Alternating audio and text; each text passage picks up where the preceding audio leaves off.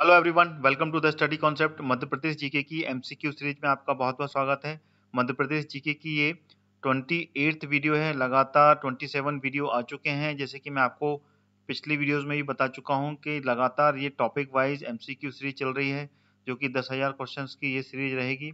और इसमें वो सारे important question topic wise cover किए जा रहे हैं, जो कि मध्य प्रदेश जीके के पूछे जाते हैं उन सभी एग्जाम्स में, जैसे कि एमपीपीएससी, एमपीएसआई, कांस्टेबल, पटवारी, जेल प्रहरी और व्यापम के जितने भी एग्जाम्स होते हैं जो कि मध्य प्रदेश व्यापम कंडक्ट कराता है, उन सभी एग्जाम्स में मध्य प्रदेश जीके पूछा जाता है। तो वो सभी विद्यार्थी जो कि इन सभी एग्जाम्स की तैयारी कर रहे हैं, ये सीरीज को लगातार देखें। और इस सीरीज का ये 28वां वीडियो है। वीडियो को लाइक भी करें, साथ में वीडियो को शेयर भी करें, क्योंकि ये बहुत ही बेहतरीन क्वेश्चंस की सीरीज है और टॉपिक वाइज है, यानी कि हर टॉपिक पर हर टॉपिक के क्वेश्चंस जो यानी कि हर टॉपिक पर डीप क्वेश्चंस बनेंगे और लगातार 100 क्वेश्चंस 100 150 क्वेश्चंस लगातार रहेंगे हर टॉपिक पर, और हर एंगल से वो क्वेश्चंस आपको मिलने वाले हैं इसमें, जिससे कि आपका मध्य प्रदेश जीके की कंसिस्टेंसी बनेगी और अच्छे से आप मध्य प्रदेश जीके को पढ़ पाएंगे। तो वीडियो को अंत तक देखें और वीडियो पसंद आए तो वीडियो को आप लाइक जरूर कीजिएगा, साथ में शेयर भी कीजिएगा। लगातार इस सीरीज से जुड़े रहिए आप, और इसके लिए आप मेरा चैनल स्टडी कॉन्सेप्ट सब्सक्राइब कर लीजिए, वो भी ऑल नोटिफिकेशन के साथ में। ऑल का जो रेडियो बटन है उसको सिलेक्ट करना है, देन उसके बाद में आपको सब्सक्राइब का बटन को क्लिक करना है। Then you will get 100% videos notification of my all video. तो चलिए शुरू करता हूं ये 28th वीडियो, जिसमें कि अगले 25 क्वेश्चंस टॉपिक वाइज मैंने कवर किए हैं। और ये वीडियो भी पूरा नदियों पर आधारित है। मध्य प्रदेश की नदियां, मध्य प्रदेश को जैसे कि आपको पता है कि नदियों का मायका बोला जाता है, तो यहाँ पर ढेर सारी नदियां हैं। तो हर नदियों का यहाँ पर मैंने डीपली एनालिसिस किया है और हर एंगल से आपको इसमें क्वेश्चंस मिलने वाला है, यानी कि नदियों पर पूरा चैप्टर आपका खत्म होने वाला है। अभी तक लगातार मैं 75 से लेके 100 क्वेश्चंस ला चुका हूं मैं, यानी कि 4 वीडियो इस पर कंप्लीट कर चुका हूं। अगर आपने वो नहीं देखे हैं तो वो भी आप जरूर देखें प्लेलिस्ट से जाकर। तो चलिए शुरू करता हूं ये वीडियो, जो कि 28 वीडियो है, बहुत इंपॉर्टेंट वीडियो है। वीडियो को बिल्कुल भी मिस मत कीजिएगा आप।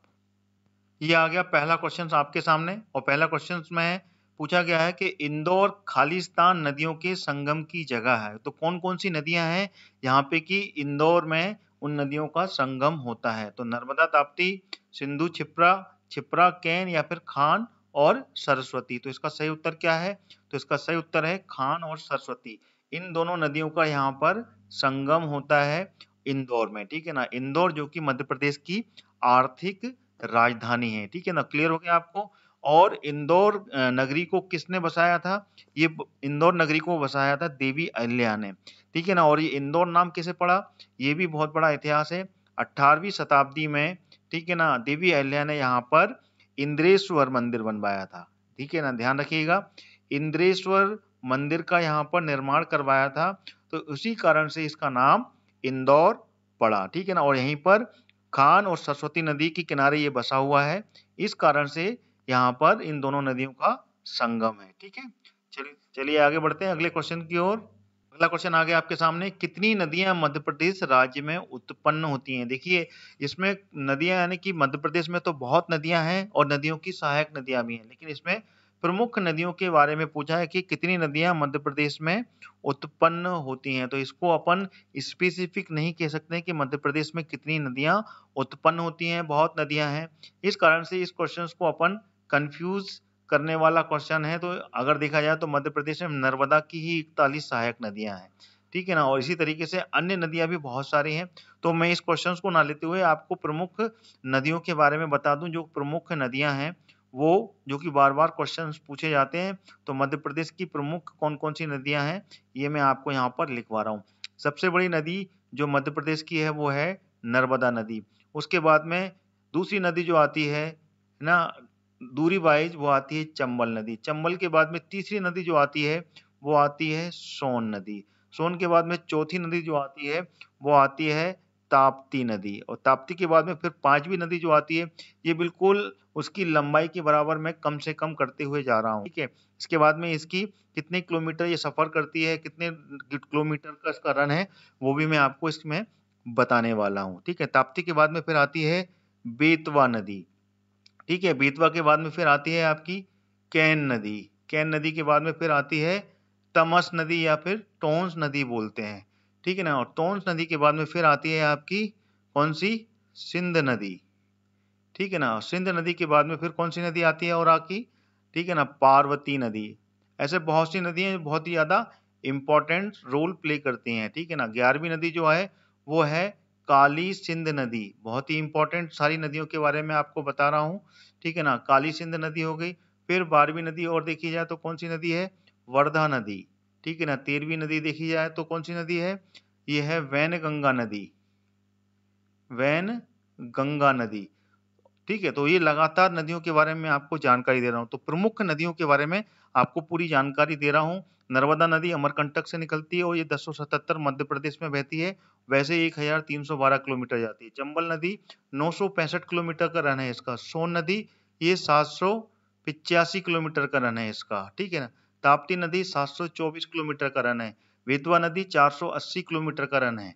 तो इस तरीके से ये सारी नदियों के बारे में आपको इम्पोर्टेंट जानकारी मैंने आपको यहाँ पर दी। तो अन्य नदियों को भी इसी तरीके से अपनी दूरियों पर, जैसे कि पार्वती नदी 150 किलोमीटर का रन है इसका।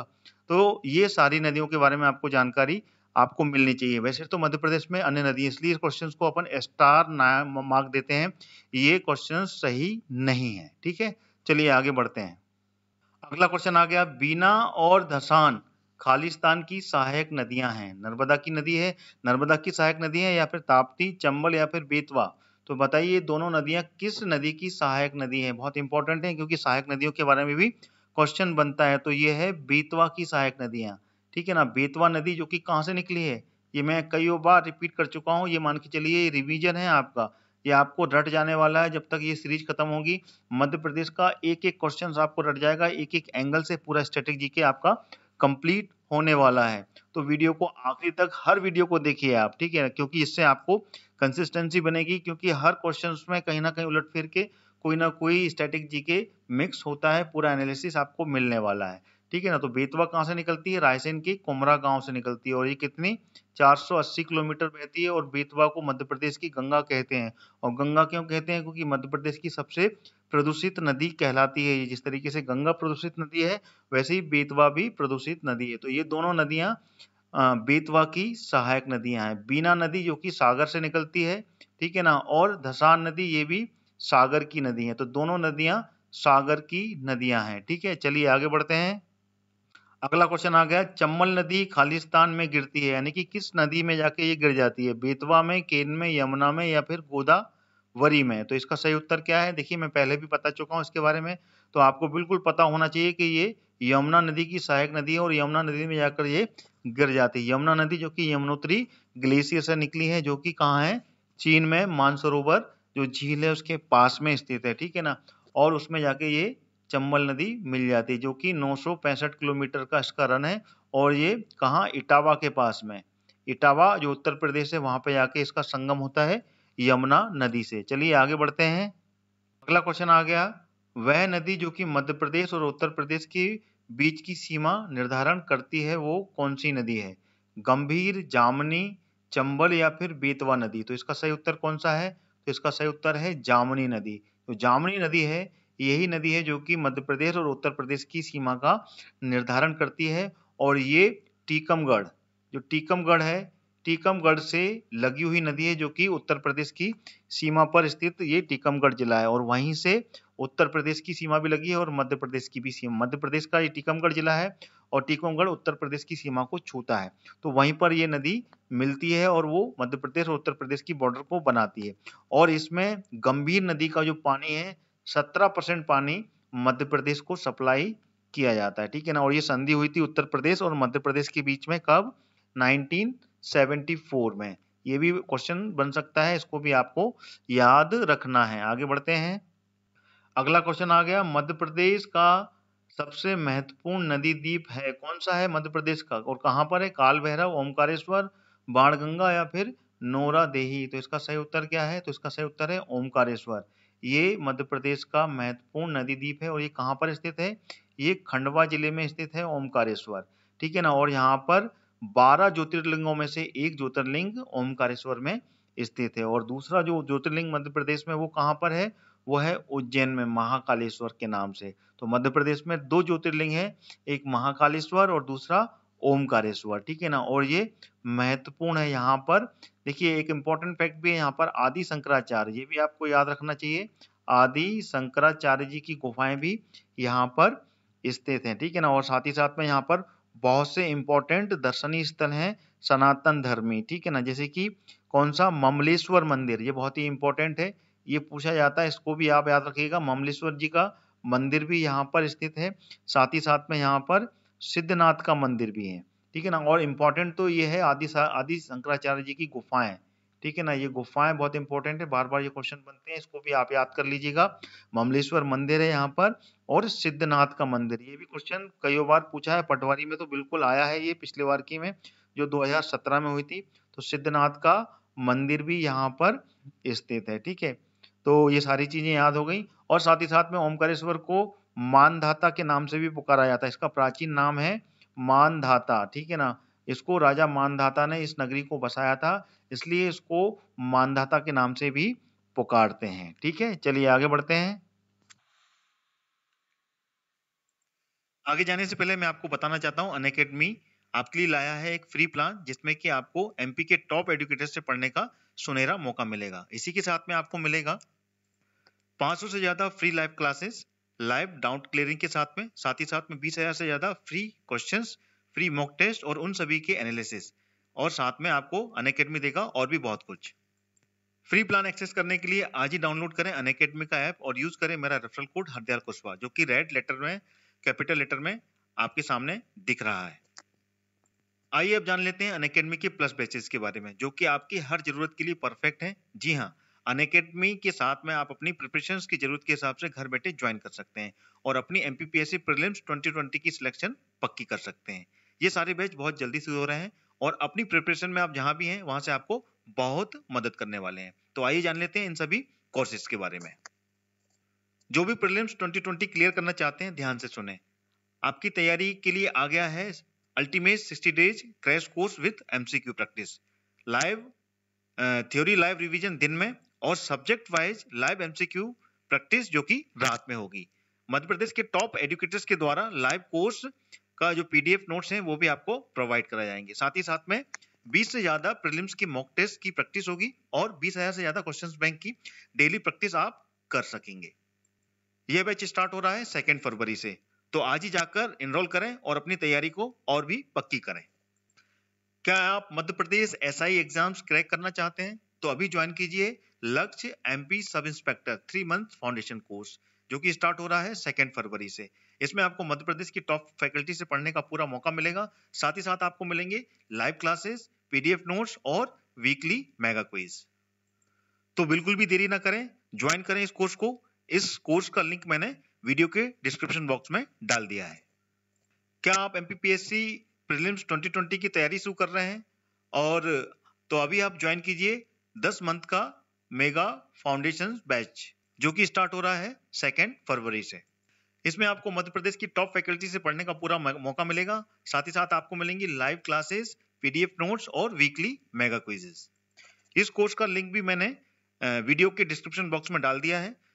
आज ही अपने सपने को साकार करें अनअकैडमी के साथ में।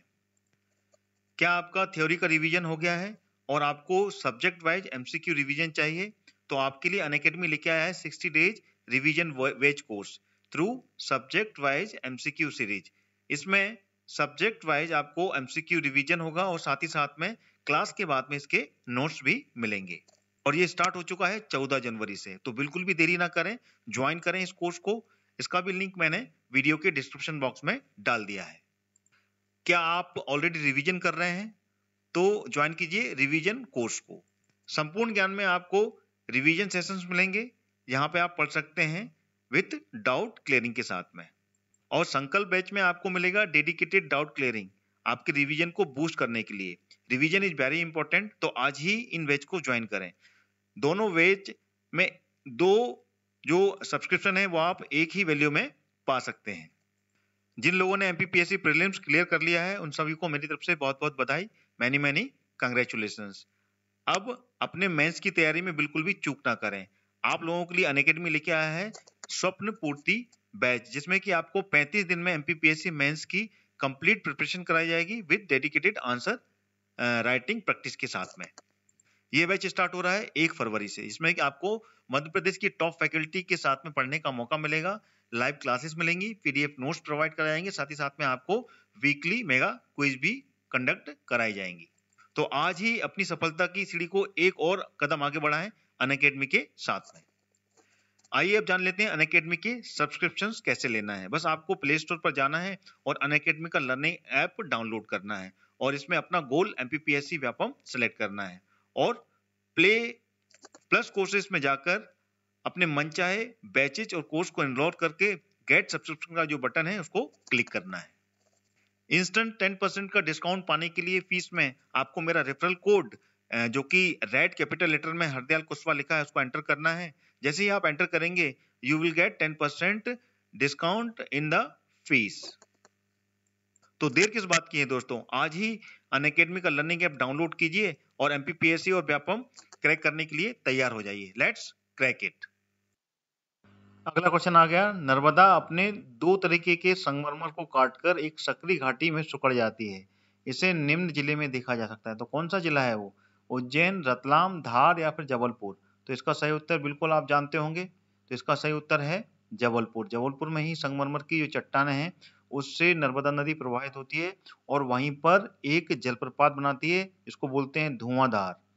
धुआंधार जो जलप्रपात है वो यहीं पर निर्माण होता है और ये कहाँ पर है, जबलपुर की तहसील है भेड़ाघाट। भेड़ाघाट पर ये धुआंधार जलप्रपात का निर्माण करती है और वहीं पर ये सकड़ी घाटी में सुकड़ जाती है। यानी कि पहले ये काफी बड़े क्षेत्र से होती हुई, ठीक है ना, एक छोटा सा क्षेत्र है यहाँ पे कि जिसको बंदर कूदनी कहते हैं, यानी कि बहुत छोटे क्षेत्र से जाके वो गिरती है और संगमरमर की चट्टानों से होती हुई ये बहती हुई आगे बढ़ती है। तो ये जबलपुर में स्थित है। ठीक है, अगला क्वेश्चन आ गया, महेश्वर से बहने वाली महत्वपूर्ण नदी का नाम बताइए। नर्मदा, कश्यप, सिंधु और ताप्ती। तो इसका सही उत्तर बिल्कुल आप जानते होंगे कि महेश्वर से कौन सी नदी बहती है और महेश्वर है कहाँ पर। तो इसका जो सही उत्तर है वो है नर्मदा नदी। नर्मदा नदी है जो कि महेश्वर की सबसे महत्वपूर्ण नदी है और ये कहाँ पर है महेश्वर, ये है खरगोन में। ठीक है ना, और यहीं पर एक जलप्रपात का निर्माण करती है जो कि है सहस्त्रधारा। सहस्त्रधारा जो जलप्रपात है वो महेश्वर में ही स्थित है और महेश्वर की साड़ियां बहुत ज्यादा प्रचलित हैं। ठीक है ना, पूरे विश्व में सबसे ज्यादा प्रचलित साड़ियां हैं महेश्वर की साड़ियां, जिसको महेश्वरी साड़ी के नाम से जाने जाती है। और ये महेश्वरी साड़ी की जो कला है ये कब से चली आ रही है, ये देवी अहिल्या के टाइम से चली आ रही है, यानी कि 18वीं शताब्दी में उन्होंने इस कला को निखारा था और वहां की जो महिलाओं को है ये उद्योग में, ठीक है ना, बैठाया था, यानी कि ये उद्योग महिलाओं के लिए इन्होंने शुरू करवाया था।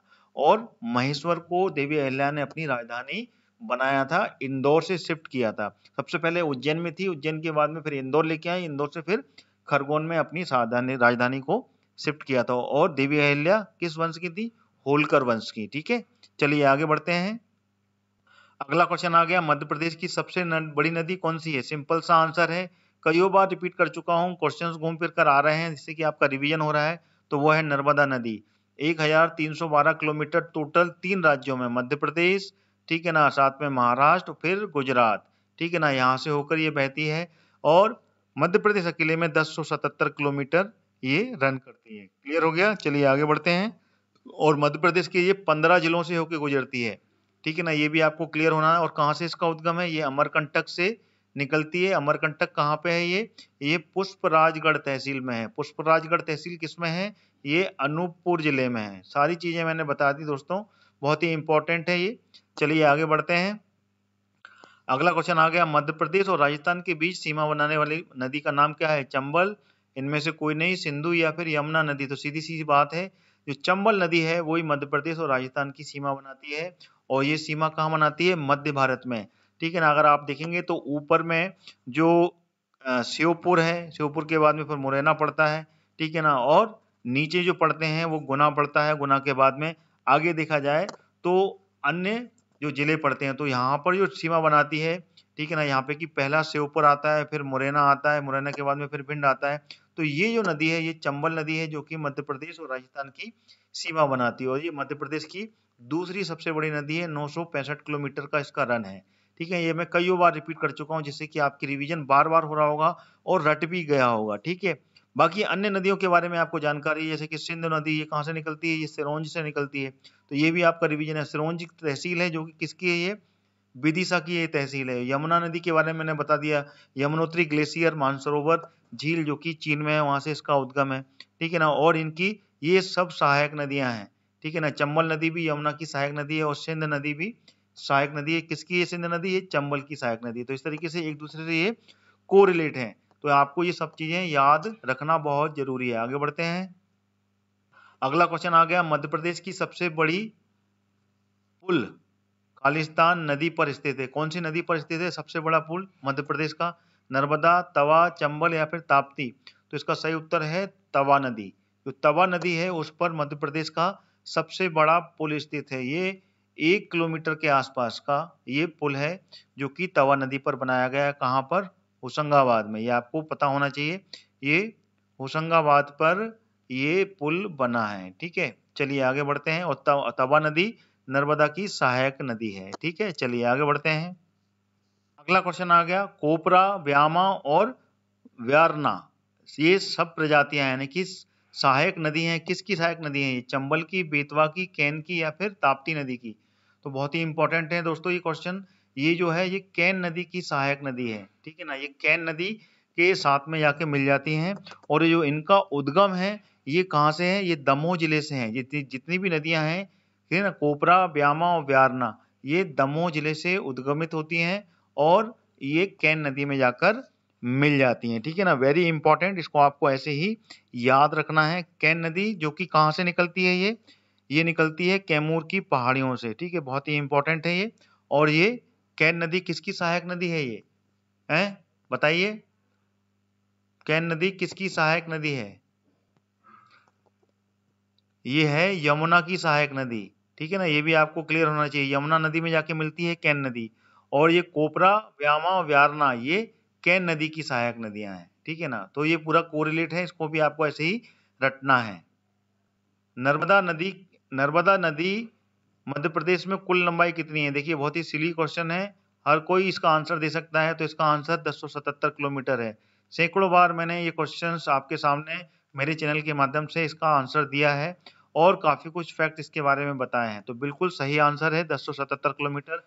कई लोग इसको 1079 किलोमीटर भी बताते हैं, लेकिन मैक्सिमम बुक्स में 1077 किलोमीटर दिया है। इसलिए जितनी ज्यादा बुक्स में मैंने रेफर किया है हर जगह 1077 किलोमीटर पाया है, इसलिए ये बिल्कुल सही उत्तर है। ठीक है, इसको ही आपको याद करना है, रटना है बार बार।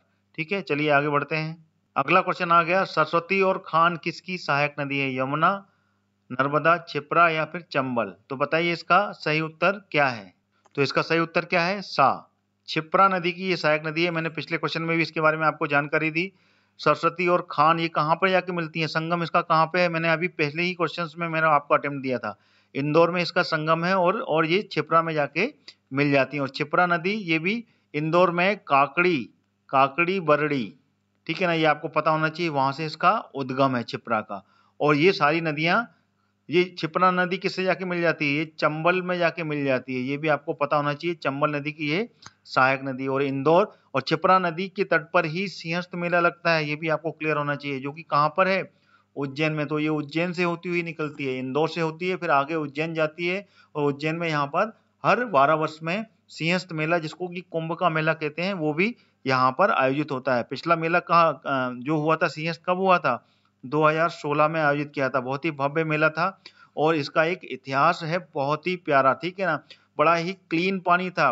पहली बार 2016 में क्षिप्रा नदी में जितने भी तीर्थ यात्री आए थे वो उनको पूरा क्लीन वाटर मिला यहाँ पर स्नान करने को। बहुत ही स्वच्छ पानी इस बार मध्य प्रदेश सरकार ने सारे तीर्थ यात्रियों को दिया था। तो one of the history has been created in Simhastha Mela in 2016। ठीक है ना, नहीं तो हमेशा क्षिप्रा एक सकड़ी नदी थी और बहुत ही ज्यादा सुस्त थी। और ये प्रयास कैसे हुआ, क्षिप्रा में नर्मदा नदी को लिंक किया गया। तो नर्मदा क्षिप्रा लिंक जो परियोजना है उससे नर्मदा का पानी क्षिप्रा में छोड़ा गया था। तो यहाँ का जो प्रभाव है, यहाँ का जो बहाव है वो तेज हो गया। इस कारण से क्षिप्रा नदी स्वच्छ रही हमेशा और साफ रही। ठीक है, और यहाँ पे जो जितने भी तीर्थ यात्री आए थे उनको बिल्कुल भी असुविधा नहीं हुई, ना गंदगी यहाँ पर मिली। बहुत ही स्वच्छ तरीके से सीएस मेला का आयोजन यहाँ पर किया गया था 2016 में। अगला क्वेश्चन आ गया, केवई नदी किस नदी से मिलती है आके? केवई एक नदी है, वो किस नदी की सहायक नदी है? सोन नदी, खान नदी, जोहिला नदी या फिर गंभीर नदी? तो इसका सही उत्तर क्या है? बहुत ही इंपॉर्टेंट है दोस्तों ये क्वेश्चन। तो ये है सोन नदी की सहायक नदी है, this is the correct answer. और ये केवई नदी कहाँ की है? ये सीजी की है, छत्तीसगढ़ की नदी है ये। छत्तीसगढ़ में जो कोरिया है, कोरिया एक जिला है, वहां से इसका उद्गम है और ये सोन नदी में आकर मिल जाती है। बहुत ही इंपॉर्टेंट है, इसको आपको ऐसे ही याद रखना है, ठीक है ना। और ये एक पहाड़ी क्षेत्र से होती हुई सोन नदी में आके मिलती है, यानी कि एक राज्य से दूसरे राज्य में आकर ये मिलती है। इसका बहाव सोन नदी यानी कि उत्तर की तरफ में इसका बहाव है, ठीक है। चलिए आगे बढ़ते हैं। अगला क्वेश्चन आ गया, खान और गंभीर ये क्या है? सहायक नदियां, झील, वर्तिका या फिर नहरें? तो दोस्तों ये जो आंसर है इसका, तो ये है सहायक नदियां हैं, ध्यान रहे। और ये किसकी नदी हैं? क्षिप्रा, ठीक है ना। क्षिप्रा जो नदी है उसकी ये सहायक नदी है। यह बिल्कुल आपको याद होना चाहिए कि किसकी सहायक नदी है। क्षिप्रा की ये सहायक नदी है और ये दोनों इंदौर, ठीक है ना, इंदौर से निकलती हैं ये, और इंदौर से ही निकलती हुई ये क्षिप्रा में मिल जाती है। तो देखिए इंदौर में कितनी नदियां हैं यहाँ पर। इंदौर में सरस्वती नदी है, ठीक है ना, और इंदौर में खान या फिर कान्हा नदी, ठीक है ना, खान बोलते हैं या फिर कान्हा, उसका ये मिश्रित नाम है, इसलिए कंफ्यूज नहीं होना। कान्हा नदी या फिर खान नदी बोलते हैं। सरस्वती, खान और गंभीर और क्षिप्रा और कौन सी है? चंबल। तो कितनी नदी हो गई इंदौर में? सरस्वती, खाना, गंभीर और क्षिप्रा नदी। तो इतनी सारी नदियां इंदौर से निकलती हैं। तो ये जो गंभीर, खान और सरस्वती, ये तीनों की तीनों नदियां क्षिप्रा की सहायक नदी हैं और क्षिप्रा नदी जो है वो चंबल की सहायक नदी है। क्लियर हो गया? चलिए आगे बढ़ते हैं। अगला क्वेश्चन आ गया, केवई और जोहिला नदी में क्या समानता है? देखिए केवई के बारे में फिर से दोबारा क्वेश्चन बन गया, और जोहिला भी नदी है, तो इन दोनों में क्या समानता है? ये दोनों नर्मदा की सहायक नदियां हैं, या दोनों का उद्गम मैकाल पहाड़ी से है, दोनों वर्तिका और बहकर अरब सागर में मिलती हैं, या फिर दोनों ग्वालियर की नदियां हैं? देखिए इसका जो आंसर है वो है दोनों का उद्गम मैकाल की पहाड़ियों से है, this is the correct answer.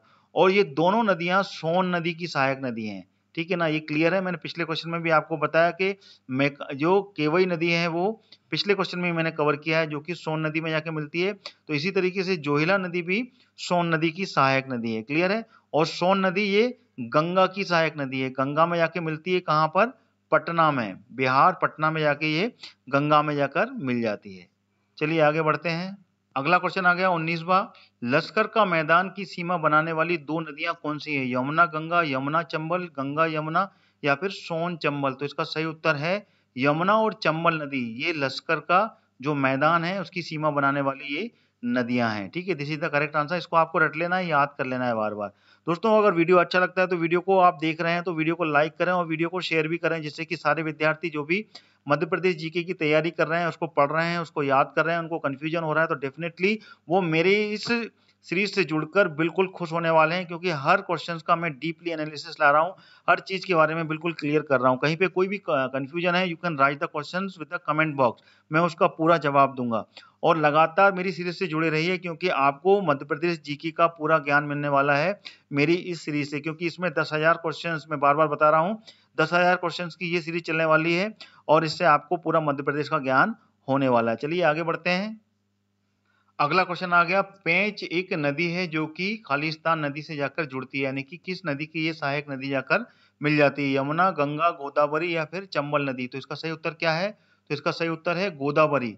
जो पेंच नदी है ये दक्षिण की ओर आती है, और ये पेंच नदी का उद्गम कहाँ से है? ये सिवनी जिले से है, ठीक है ना, और ये गोदावरी में जाके मिल जाती है, ठीक है ना। और इसमें अन्य नदियां भी जाकर मिलती हैं। कौन कौन सी नदी मिलती है इसमें गोदावरी में? एक तो वैनगंगा नदी भी जाके इसी में मिलती है, और दूसरी कौन सी नदी जाकर मिलती है इसमें? इसमें कान्हन नदी, ठीक है ना, बावनथड़ी नदी जो कि महाराष्ट्र की नदी है, ये भी आपको क्लियर होना चाहिए। महाराष्ट्र में बावनथड़ी नदी है और वहीं पे बावनथड़ी परियोजना है, क्योंकि वो वैनगंगा और ये सारी नदियां मिलती हैं। तो ये मध्य प्रदेश और महाराष्ट्र की संयुक्त परियोजना है, जिसपे कि पन बिजली परियोजना संचालित की जा रही है, ठीक है ना, क्योंकि उसमें वैनगंगा भी मिल जाती है और पेंच नदी भी मिल जाती है। तो बावनथड़ी वैनगंगा और पेंच नदी ये सब मिलके ये गोदावरी में जाके मिलती है। तो ये सारी गोदावरी की सहायक नदी। और गोदावरी जो गोदावरी नदी है इसका उद्गम कहाँ से है? ये नासिक से निकली है। नासिक में कहाँ से? त्रंबकेश्वर से। त्रंबकेश्वर जो कि ज्योतिर्लिंग है, 12 ज्योतिर्लिंगों में से एक है नासिक में, वहां से इसका उद्गम हुआ है गोदावरी का। ठीक है ना, तो ये सारे फैक्ट आपको क्लियर हो गए। चलिए आगे बढ़ते हैं। अगला क्वेश्चन आ गया, गंगा द्रोणी किस ओर नहीं बढ़ती है? गंगा द्रोणी किस ओर नहीं बढ़ती है? गंगा द्रोणी किसे कहते हैं ये आपको भी समझाना होगा, तो इसको भी मैं समझाऊंगा। पहले इसका आंसर ले लें। तो इसका आंसर क्या होगा? मंदसौर, उज्जैन, शाजापुर या फिर छिंदवाड़ा। तो इसका सही उत्तर है छिंदवाड़ा। जो छिंदवाड़ा क्षेत्र है यहाँ पे गंगा द्रोणी नहीं बढ़ती हैं। This is the correct answer. और अच्छा, गंगा द्रोणी किसे कहते हैं? देखिए, गंगा द्रोणी उसको कहते हैं यहाँ पे कि वर्षा का पानी आए या फिर बर्फ से पिघल कर जो पानी आता है उसको गंगा की द्रोणी कहते हैं। यानी कि वर्षा के टाइम में कोई पानी आता है और बहकर किसी भी कुंड, किसी तालाब या किसी दूसरी नदी में जाकर मिल जाता है, उसको गंगा की द्रोणी कहा जाता है। ठीक है, या फिर कोई बर्फ से पिघलकर पानी आता है, उसको गंगा की द्रोणी कहा जाता है। तो ये फैक्ट क्लियर हो गया। तो देखिए, छिंदवाड़ा एक ऐसा क्षेत्र है यहाँ पे कि कोई भी नदी उस तरीके से यहाँ पर नहीं आकर बहती है। देखिए, मंदसौर में सिवना नदी है जो कि यहाँ से बहती है, और चंबल नदी है वो भी यहाँ से बहती है। तो क्लियर हो गया। उज्जैन में क्षिप्रा नदी है जिसमें कि बारिश का पानी आता है, और शाजापुर जहाँ से कि अपने को पार्वती नदी आकर बहती है। तो इन सभी नदियों में बारिश का पानी आकर यहाँ से गुजरता है। तो इस कारण से यहाँ ये सब जो क्षेत्र हैं ये गंगा की द्रोणी के क्षेत्र कहलाते हैं। लेकिन छिंदवाड़ा गंगा की द्रोणी का क्षेत्र नहीं कहलाता, क्योंकि कोई भी नदी बहकर नहीं गुजरती है। तो क्लियर हो गया आपको ये गंगा की द्रोणी किसको कहा जाता है। चलिए आगे बढ़ते हैं।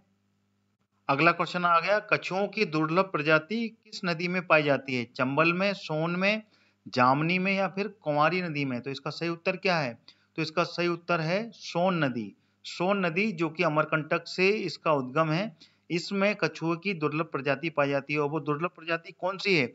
वो दुर्लभ प्रजाति का नाम है टेस्टनीज। ठीक है ना, ये आपको बिल्कुल याद होना चाहिए। ये भी आपको क्वेश्चंस में पूछा जा सकता है। टेस्टनीज नाम की एक दुर्लभ प्रजाति है जो कि यहाँ पर पाई जाती है। ठीक है, ये क्लियर हो गया। सोन नदी के बारे में मैंने कई बार बता दिया, ये कहाँ से उद्गम है। मैंने फिर बता रहा हूँ, अमरकंटक से निकली है ये नदी। चलिए आगे बढ़ते हैं। अगला क्वेश्चन आ गया, चंबल, जामनी और कुंवर इस नदी का द्रोणी का हिस्सा है। मतलब किस नदी की द्रोणी का एक हिस्सा है?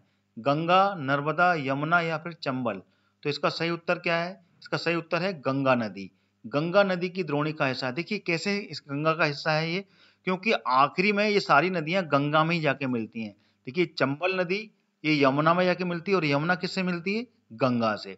इसी तरीके से ये जामनी नदी है, ये किससे जाके मिलती है? ये चंबल से जाके मिलती है। कुंवर नदी जो है ये भी चंबल से जाके मिलती है। तो इस तरीके से चंबल नदी जो कि यमुना में जाके मिलती है, और यमुना गंगा में, यानी कि आखिरी स्रोत क्या है? गंगा है। इसलिए ये गंगा की द्रोणी का हिस्सा कहलाते हैं। तो this is the correct fact जो मैंने आपको समझाया। आगे बढ़ते हैं। अगला क्वेश्चन आ गया, कुंवारी क्या है ये? सिंधु की सहायक नदी है, बेतवा की है, चंबल की है या फिर ग्वालियर में मानव निर्मित नहर है? तो इसका सही उत्तर क्या है? तो ये सिंधु की सहायक नदी है। ध्यान रखिएगा, कुंवारी नदी सिंधु की सहायक नदी है। और कुंवारी नदी का उद्गम कहाँ से है?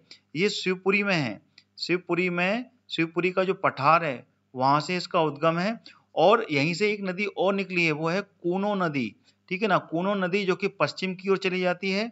ठीक है ना, और कुंवारी नदी जो कि पूर्व की ओर चली जाती है, और ये सिंध में जाके मिल जाती है, और ये पश्चिम की ओर मिलके ये चंबल में जाके मिलती है। ठीक है ना, ये दोनों नदियां हैं। तो ये दोनों नदियों के बीच में ये जल द्विभाजक का काम करती हैं, दोनों अलग अलग। यानी कि एक पश्चिम की ओर जाती है, एक पूर्व की ओर जाती है। और ये कुंवारी नदी सिंध में जाके कहाँ मिलती है? ये भिंड में जाके मिल जाती है। ठीक है ना, भिंड जो जिला है वहां पे जाकर सिंध नदी में जाकर मिल जाती है। सिंधु नदी ये कहाँ से निकली है? ये सिरोंज से निकली है। मैं फिर बता रहा हूँ आपको, सिरोंज, विदिशा। तो यही आपका एक सबसे विशेष बात है मेरी इस सीरीज की, कि यहाँ पर घुमा फिराकर आपको रिवीजन मिल रहा है हर नदी के बारे में। तो ये आपकी कंसिस्टेंसी को बढ़ा रहा है, जिससे कि आपका रिवीजन पक्का हो रहा है और हर नदी के बारे में अच्छे से जान पा रहे हैं। चलिए आगे बढ़ते हैं। अगला क्वेश्चन आ गया, कपिल धारा, मंदार और धुआंधार इसमें क्या समानता है? ये सब क्या हैं? सहायक नदियां हैं, ज्वार उन्मुख हैं या फिर झरने हैं या फिर डेल्टा हैं? तो इसका सही उत्तर है ये सब झरने हैं। ठीक है ना। ये सब झरने हैं और ये सब झरने किस पे बने हैं? नर्मदा नदी पर बने हैं। कपिलधारा, मंदार और धुआंधार ये सब नर्मदा नदी पर बने हुए झरने हैं। कपिलधारा शुरुआत में बनते सबसे पहला झरना है नर्मदा नदी का। उसके बाद में ये जबलपुर में भेड़ाघाट पर धुआंधार है। और मंदार ये बड़वाह पर बनता है ये मंदार जलप्रपात, जो कि कहाँ पर है? ये हरदा जिले में। ठीक है ना, हरदा जिले में ये एक झरना बनाती है नर्मदा नदी। तो ये सारे क्वेश्चंस आपको कैसे लगे? टोटल 25 क्वेश्चन मैंने कवर कर लिए हैं। वीडियो को लाइक जरूर करते जाइए मेरे मित्रों, और साथ में वीडियो को शेयर कीजिए ज़्यादा से ज़्यादा, जिससे कि सभी विद्यार्थी जो कि एमपीजीके की तैयारी कर रहे हैं वो उसको ज़्यादा से ज़्यादा देख पाएँ। लगातार मेरी सीरीज से जुड़े रहिए, ठीक है ना। उसके लिए स्टडी कॉन्सेप्ट चैनल को सब्सक्राइब कर लीजिए। सब्सक्राइब करने का तरीका, ऑल का जो रेडियो बटन है उसको सिलेक्ट करने के बाद में ही सब्सक्राइब का बटन क्लिक कीजिए, जिससे कि आपको सारे वीडियोज के नोटिफिकेशंस मिलेंगे, एक भी वीडियो आपका मिस नहीं होगा और आप लगातार ये सारे वीडियोज देख पाएंगे। तो one of the best video MP GK देखने के लिए आप मेरा चैनल स्टडी कॉन्सेप्ट सब्सक्राइब कर लीजिए। और इसी के साथ मैं अपना एक वीडियो समाप्त करता हूं। अगला मध्य प्रदेश का वीडियो फिर लेके हाजिर होऊंगा, जो कि वो भी नदियों के ऊपर होगा, इसलिए लगातार देखते रहिए। नदियां one of the biggest topic, ठीक है ना। मैक्सिमम क्वेश्चंस कवर होने वाले नदियों के मेरे इस चैनल के माध्यम से। तो thank you so much to watching my this video. कल फिर आपको अगला वीडियो मिलने वाला है एमपीजीके पर। लगातार मेरे चैनल के साथ में जुड़े रहिए। जय हिंद, जय भारत।